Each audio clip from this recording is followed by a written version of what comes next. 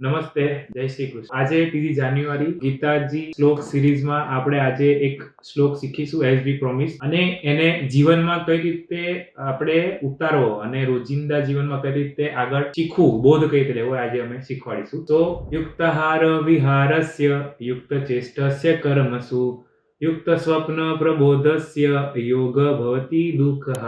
सो हिंदी में हम बात करें, लेकिन जो आहार और आमोद प्रमोद को संयमित रखते हैं, कर्म को संतुलित रखते हैं और निंद्रा पर नियंत्रण रखते हैं, वे लोग अभ्यास करते हैं योग का और अपने दुख भी कम कर सकते हैं. But those who are temperate in eating and recreation and balance in work and regulate in sleep and mitigate all sorrows by practicing yoga. આમ ચોખ્ખી ગુજરાતી ભાષામાં વાત કરીએ તો આપણે બહુ બધા અમારા દર્દીઓ બી આવે, ઇવન બધાને એવું હોય કે બધું સંતુલન રાખવું, આમ કોઈ પણ વસ્તુ વધારે ખાવા, વધારે આહાર ન લેવો, વધારે નિંદ્રા ન લેવી કે વધારે કામ ન કરવું.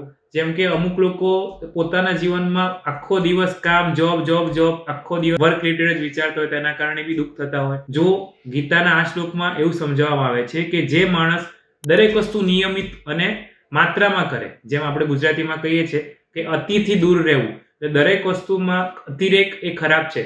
આપણે જેમ કોમનલી આ વસ્તુ આપણને બધાને ખબર જ છે, તેમજ આ શ્લોકમાં ગીતામાં કૃષ્ણ ભગવાને આ જ બોધ આપ્યો છે કે કોઈ બી વસ્તુનો અતિરેક કરવો નહીં. જેમ કે વધારે સૂવું નહીં, વધારે કામ વિશે વિચારવું નહીં, વધારે આરામ ન કરવો.